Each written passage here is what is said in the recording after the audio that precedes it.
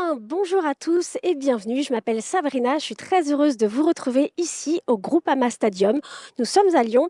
Alors pendant 2 jours, vous allez voir pas mal de personnes passer sur ce plateau au salon Your Future Orientation, puisque nous allons vous proposer des interviews qui vous permettent de découvrir des métiers, des formations, des écoles et même des vocations.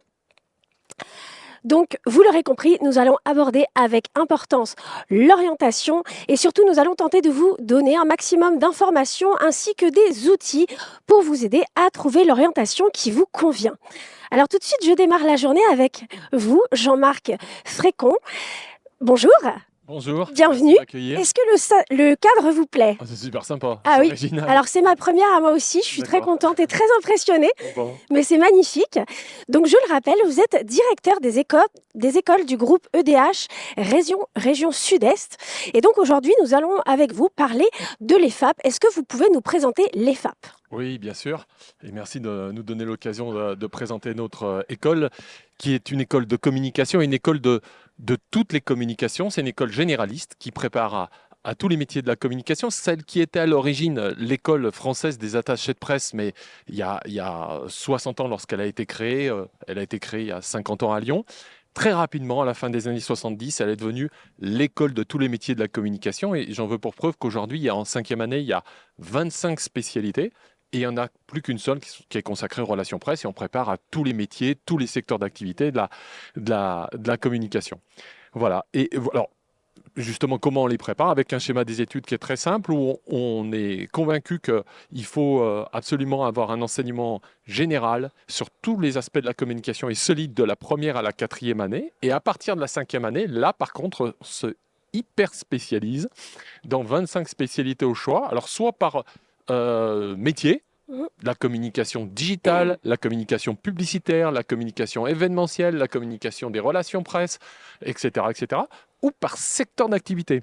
La communication dans le secteur de la santé, la communication dans le secteur du luxe, la communication dans le secteur du sport, la communication à Lyon, par exemple, dans le secteur de la gastronomie. Donc, on a même une classe dédiée à ce secteur-là. Donc, c'est un cursus, une école en 5 années, avec une reconnaissance d'État en plus 5. Alors, justement, la communication a évolué au cours des dernières années. Quels impacts ça a eu sur les professionnels de la communication? Alors, très important. Alors, essentiel, vous dire d'abord que ces professionnels composent la grande majorité du corps professoral de l'EFAP. D'accord? C'est une école qui a une vocation, c'est une école qui a la vocation de préparer à des métiers. Donc, elle est professionnalisante dans sa nature, dans son cœur même, voilà, dans ce qu'elle est. Elle prépare d'abord à des métiers, elle est professionnalisante aussi parce que à travers son diplôme, qui a un titre certifié.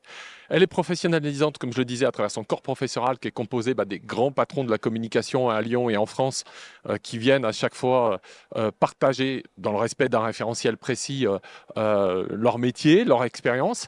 Et puis elle est professionnalisante aussi à travers ses modes d'apprentissage. C'est-à-dire qu'en fait, très rapidement, elle met les élèves en situation pour réaliser dès la première année, en faire des makers justement, pour qu'ils maîtrisent totalement le principe, les méthodes, ce qu'on appelle les exercices pédagogiques, les exercices pratiques, où on demande à des annonceurs, à des entreprises de venir confier leurs propres problèmes de communication à nos élèves. Et nos élèves sont confrontés dès la première année à des situations réelles. Voilà. D'accord. Et c'est en ça où elle est professionnalisante. Et justement, au sujet de l'événementiel maintenant, comment les événements ont-ils été adaptés pour répondre aux nouvelles réalités, comme les contraintes liées à la pandémie ou aux préoccupations Oh, j'ai du Ouais. mal, pardon, c'est la première.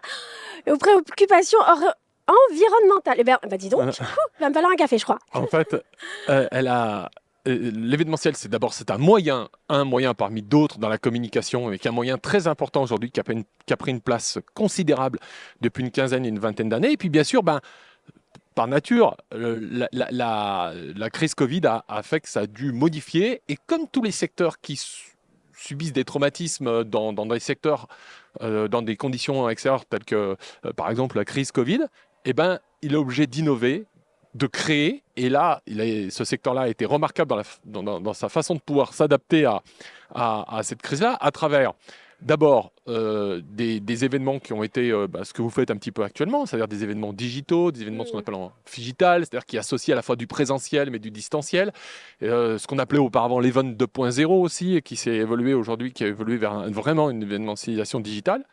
Et puis aujourd'hui, on va au-delà de ça. C'est-à-dire qu'on vraiment on réfléchit sur des sujets aussi importants que par exemple l'expérience client.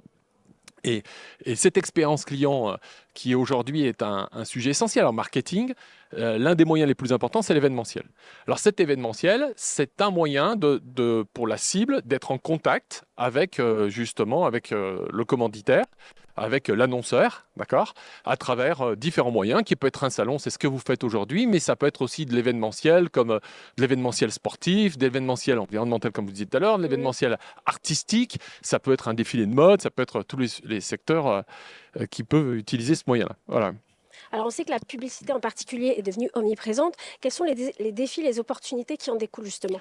Alors, la publicité, c'est un secteur là aussi, qui a toujours été en veille et qui a toujours su s'adapter par rapport à ce que la société, les innovations lui apportaient. Donc, lorsque la télévision, la radio est apparue, donc la télévision, la publicité, pardon, a créé de nouveaux moyens. Et puis le digital l'a bouleversé. Elle a d'abord fait une communication digitale, puis elle l'a associée entre les moyens traditionnels et puis aussi avec le digital. Et puis aujourd'hui, elle sait aussi se renouveler. Ce qu'il faut retenir dans la publicité, c'est qu'il y a deux sous-familles de métiers. Pardon. Il y a les métiers qui sont liés à ce qu'on appelle un peu les commerciaux, les stratèges. C'est-à-dire que ceux qui vont définir le concept, qui vont définir l'idée, par exemple comme le planning stratégique, des métiers comme le planning stratégique ou la direction de clientèle. Et puis il y a, alors là, les autres métiers auxquels on pense toujours, qui sont les créatifs. D'accord? Lorsqu'on pense publicité, on pense surtout aux créatifs, mais c'est qu'une partie des métiers. Et dans ces créatifs, en gros, il y a celui qui est en charge du fond, de l'écrit, du contenu, qu'on appelle le concepteur-rédacteur. Et là, bien sûr, avec les supports digitaux, ça a donné des opportunités extraordinaires de rédaction, d'évolution sur ces métiers. Et puis ceux qui mettent en scène, qui sont les directeurs artistiques. Alors là, inutile de vous dire qu'aujourd'hui, entre la réalité virtuelle, la 3D, il y a des possibilités qui sont, encore une fois, extraordinaires, qui ne sont pas des techniciens, qui sont des gens qui vont réfléchir à la mise en scène complète de la publicité. Donc c'est en gros contenu contenant le fond et la forme, et c'est ce qu'on appelle des teams créatifs. Ils travaillent en binôme, ils sont souvent encadrés par des directeurs de création. Et ils sont là pour traduire le concept qui a été défini, on a vu en amont par les planeurs stratégiques, mais aussi par les directeurs de clientèle ou autres en fonction de la taille de l'agence, de sa particularité, de sa culture. Donc c'est très large, et puis c'est une définition très rapide, hein, très simpliste de ce qu'est un peu la publicité, de la façon dont elle évolue. Voilà. Merci pour toutes ces précisions. Alors justement, si les personnes qui nous regardent ont des questions, comment on fait pour en savoir plus, pour avoir des réponses? Bien sûr. À l'EFAP, d'abord, il y a des portes ouvertes. Rendez-vous à la porte ouverte du 25 novembre prochain, c'est très important. Il y a des conférences, bien sûr à Lyon. C'est très important, oui, parce que c'est très important aussi de rappeler qu'il y a 9 EFAP en France, d'accord, dont celle de Paris, qui a plus de 60 ans d'existence, 9 EFAP en France. Et donc à Lyon, le 25 novembre, rendez-vous. Et il y a 2 conférences dans la journée, une à 11h et une à 14h30. Et lors de ces conférences, avant de parler de l'école, on conclut avec l'école, mais on parle aussi des métiers. C'est un petit peu ce qu'on vient de faire.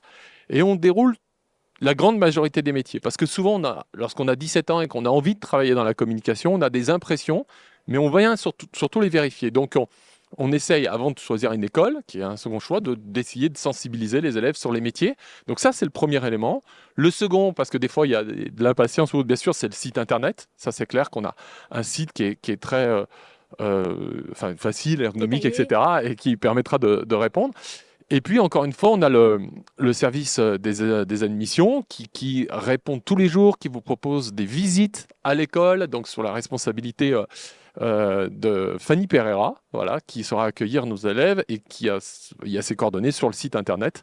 Donc, voilà, la responsable des admissions qui saura, encore une fois, vous informer sur l'école, qui est complétée par ce service Noémie et Thibault. Voilà. Super. Donc, on le rappelle, sur le site, vous avez un rappel sur toutes les journées portes ouvertes. Exactement. Et tout le reste. Très bien.